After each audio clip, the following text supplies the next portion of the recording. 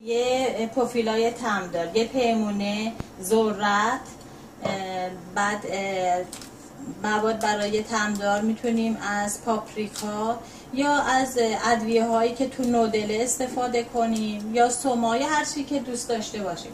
ابتدا قابلمه را به حرارت زیاد به مدت 3 دقیقه گرم میکنیم. 2 تا قاشق روغن نیاز داریم، یه پیمونه ذرت، مقداری نمک. حالا میذاریم قابلمه گرم بشه. الان 3 دقیقه شد، قابلمه‌مون گرم شد.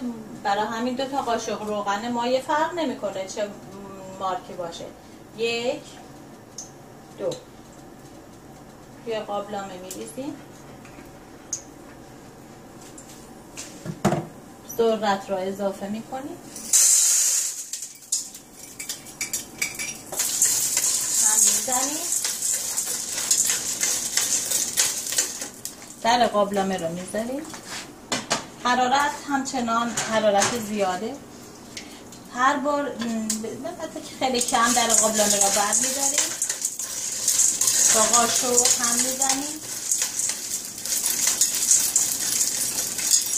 بعد درش دوباره مجددا میذاریم. خب تا شروع کرد به سرکه از توی پشت در قابلمه میتونیم ببینیم پروفیل ها باز میشه. برای همین دیگه قابلمه را بلند میکنیم به فاصله شاید 2 سانت از گاز و شروع میکنیم به تکون دادن قابلمه.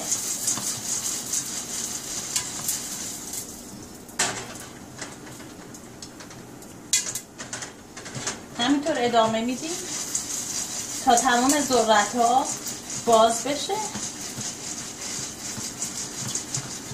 میذاریم و دوباره هر دفعه برد میداریم. خب همینطور قابلمه را هم میزنیم، به فاصله روی حرارت نگه میداریم که سیاه نشه ذرت و مجددا هم میزنیم.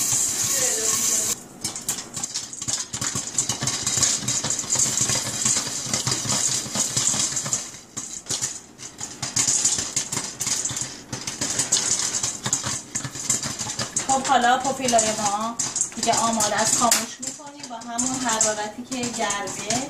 آخرش هم باز بشه.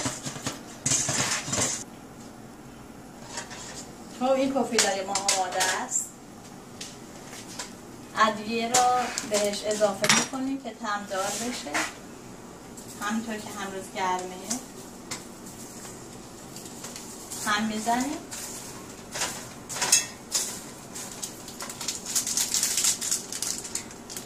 مقداری نمک هم خب به دلها اضافه میکنیم.